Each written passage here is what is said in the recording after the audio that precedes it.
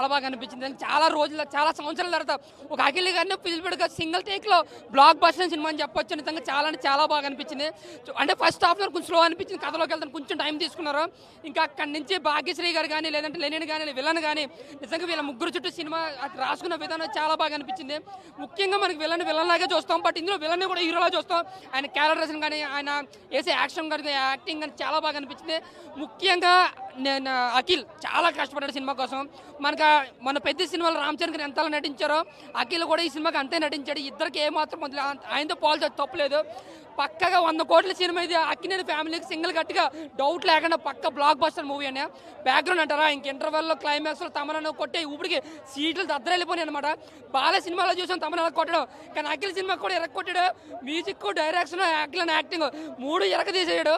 ఓవరాల్గా లేని సినిమా ఒకే ముక్కలో చెప్పాలంటే పెట్టిన దానికి డబుల్ వర్త్ చేస్తుంది. Super blockbuster. Thank you అన్న. ఒకే మాట చెప్తాను, సినిమా కోసం ఒకే విషయం చెప్తాను. అఖిల్ అన్న, ఇది కదా మాకు కావాల్సింది, మేము కోరుకునేది ఇది. ఇన్నాళ్ళు బట్టి నీ దగ్గర నుంచి నువ్వు ఏదేదో తీసి ఎక్కడెక్కడ తీసుకెళ్ళిపోయావు కాదు, మాకు కావాల్సింది ఇది. ఇన్నాళ్ళకి మాకు చూపించావు, నీ పనుడితో నీ విధానం మాకు ఇన్నాళ్ళకి చూపించావు. చాలా బాగుందండి సినిమా కోసం ఒకటే విషయం చెప్పుకోవచ్చు. అఖిలే సినిమా నిలబెట్టాడు, అఖిల్ మాత్రమే సినిమా నిలబెట్టాడు. బ్యాక్గ్రౌండ్ మ్యూజిక్ అయితే తమను కొట్టుబడిసేసాడు. ఇంకా తమన్ కోసం మనం చెప్పవసరం లేదు. భాగ్యశ్రీ బోర్సే కానీ అఖిల్ కానీ వీళ్ళ కాంబినేషన్ చాలా బాగుంది. వీళ్ళిద్దరు కాంబినేషన్లో ఇంకొక 3 సినిమాలు రావాలని మనస్ఫూర్తిగా కోరుకుంటున్నాను.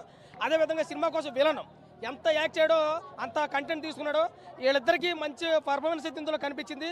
ట్విస్ట్లు అయితే అదిరిపోయాయి. ఒక 3-4 ట్విస్టులు ఉన్నాయి సినిమాలను, మనం రిలీజ్ చేయకూడదు కానీ ట్విస్ట్లు అయితే అదిరిపోయాయి. ఇంకా సినిమా ఒక పుష్ప, రీసెంట్గా వచ్చినటువంటి ఒక పెద్దిలో రామ్ చరణ్ గారు ఎంతైతే కష్టపడ్డారో దానికి భిన్నంగా మన అఖిల్ గారు కష్టపడ్డారు.